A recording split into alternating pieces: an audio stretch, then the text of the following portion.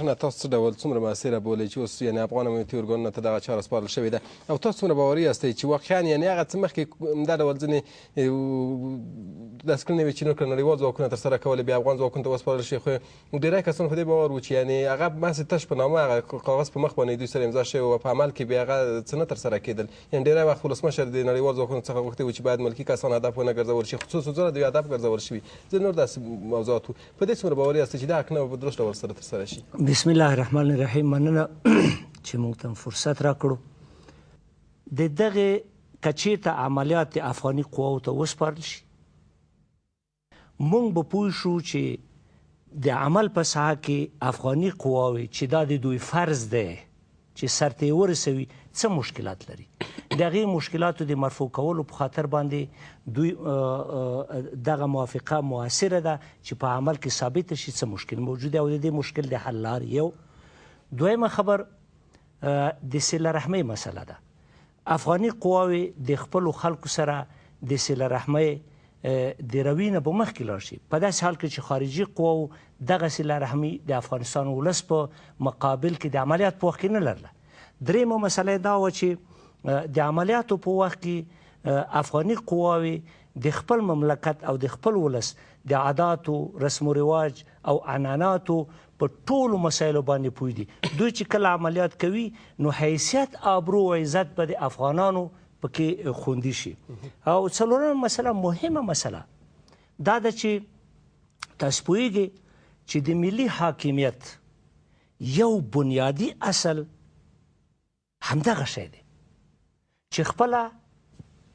د افغانستان د حکومت ملي قواوې خپل عملیات وکړي او نقض چې دی د ملي حاکمیت چې خارجي قواوې د په افغاني ولس کې عملیات وکړي دا د ملي حاکمیت نقص دی اما کله چې دغه شی عملی شي د افغاني قواو په واسطه باندې وشي د ملي حاکمیت د تأمین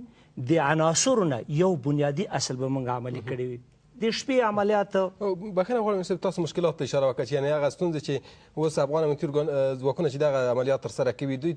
پوه به شي خپل افغان حکومت ولس په دې پوه شي چې دوی کومې ستونزې لري یعنې د تجهیزاتو په اړه باندې دغه ستونزه څه فکر کوئ چې ډېره ښه نه ده روښانه شوې یعنې هغه اسلحه چې اوس افغان امنیتي ارګانونو ته په لاس کې ورکړل شوې ده هغه ښودل شوې ده داسې اسلحه ده هغه ته په جنګ کې بندیږي او دا څو ځله په رسنیو څخه هم ښودل شوې ده او هغه اسلحه چې مخکې دوی سره هغه ډایا کوریډار پروګرامونو ترلاسه ځینې واخیسته هغه ټوله ضعف شوه د بینه یې وړل شوه څه فکر کوئ دې چې مشکل حل شي نور هم مشکل ستونزې ته هم راځم فقط دوه ټکي نور هم زما پاتې دي قرارداد په رابطه باندې بله فایده دا ده چې خپله به د افغانستان حکومت او ولس متکي په خپل ځان شي او دغه اتکا په خپله د ملي حاکمیت تضمینونکې ده بله مسله دا ده چې د ملت باور به په خپل ولس په خپل حکومت پیدا شي او هغه مظالم او بېباکانه او بېمسؤلیت عملیات چې د خارجیانو د خوا نه د افغانستان د ولس په مقابل کې وو د هغې خاتمه به وموشي هغه به ختم شي دوه خبرې رضو ستا اصلي خبرې ستونزې ما درته وویل چې ډېرې زیاتې ستونزې موجودې دي موږ ویو چې موږ د خپل ملي حاکمیت او په د افغانانو په خپلو قواو بسیه کېدل څه غواړي په مختصر شکل سره د افغان ولس او د افغانستان د خلکو یو انتقاد په خارجي خلکو باندې چې دلته راغلي د امنیت د ټینګېدو په خاطر باندې یو انتقاد هم دا ده چې ولې زمونږ مسلح قواوې د کمیت او د کیفیت د نقطې نظر نه تقویه نشوي نو دا ستونزې او دا مشکلات دغه پروتوکول یا دغه قرارداد به د دې سبب وګرځېږي چې دغه فعلي ستونزې چې موږ لرو هغه هواري څه فکر کوئ چې اوس د افغانستان دفاع وزیر همدارو کورنیو چارو وزیر امریکې په سفر باندې هلته د امریکې د دفاع وزیر سره په ناسته کې دوی ویلي دي چې د افغانستان امنیتي ارګانونه امنیتي ځواکونه به د کمیت په لحاظ د 352 نه دوی 250 ته راښکته کېږي یعنې کمیت خو د دې په ځای چې زیات شي نور هم کمیږي او کیفیت خو هم یعنې څه ډول بولئ چې یعنې هغه مشاورین چې نړیوال دلته راځي د افغان امنیتي ارګانونه دوی روزي د دوی برخورد د هغې سره همیشه د افغان ځواکونو له لورې دوی په نښه شوي دي دغه ستونزه په څه ډول هواره شي ګوره یو خو دا ده چې ستونزه په څه ډول سر هواره شي اساسي دوه مسلې په دې کې نغښتې دي یوه دا چې د ملي اردو یا د دفاعي قواو راکمېدل د 1 لک په حدودو کې د کې دوه هدفه نغښتي دي. یو دا ده چې خارجي مملکتونه داسې ادعا کوي چې موږ دونه بودجه نه لرو چې دا تمویل کړي، اما دا قانع کوونکی ځواب نه دی. د افغانستان حکومت کولی شي د تشه ډکه کړي د درستې سرمایه ګذارۍ په نتیجه کې. خو چې یو صحیح اداره شتون ولري چې یعنې دغه ډول هغې بحث هم راځم د یوې درستې سرمایه ګذارۍ په نتیجه کې. یو دویم هدف چې ډېر خطرناک دی او زه په خپله شخصا ویره ته نه لرم، هغه دا دی چې داسې ویل کېږي چې اروپا او امریکا د دغه بحران د تشدید او دوام په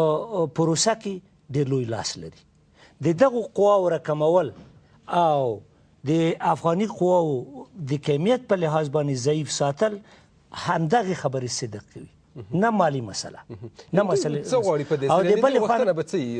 وي؟ یعنې دوی دغه ډول تاسو چې ویلې چې دوی غواړي چې دلته خپله دغه امنیتي او دغه ډول ستونزو دوی خپله لمن ووهي. د دوی غوښتنه څه ده؟ راغله افغانستان کې شتون لري، اډې ورکوي، افغان حکومت ستراتیژیک تړون ورسره امضا کېږي، څه چې دوی غوښتل هغه کېږي. ګورئ یو نقطې ته باید متوجه اوسو. د یو مملکت وابستګي څه په نظامي لحاظ وي څه په اقتصادي لحاظ وي، دا په خپله د خارجي قوت د حاکمیت لپاره زمینه مساعد وي. په دې باید متوجه خو دا خو موږ او تاسو هم یعنې مجبوریت ته دغه خوږ ګوته ده چې موږ هم دې نه نیسي. یعنې دغه موږ دې ته مجبور یو، دوی د اقتصادي لحاظه موږ دې ضرورت لرو چې دوی باید موږ تمویل کړي حتی تر 2014 نه 2015 هم نه، د هغې نه به هم زیات امکان شته چې افغان حکومت بیا هم په دې باندې ونه توانېږي چې د خپلو عوایدو څخه خپله عادي بودیجه او پراختیایي بودیجه دوی پوره کړی شي. همدغه شی چې تقریبا د هغه نظریاتو تایید کوي چې څوک وایي چې اروپا او امریکا د دې جنگ په دوام او تشدید کې رول لري. که رول نه لري ولې خپلې افغاني قواوې نه تقویه کوي؟ او مننه کوم دا موضوع به د ویجان صاحب سره مطرح کړو. ویجان صاحب تاسو څه فکر کوئ؟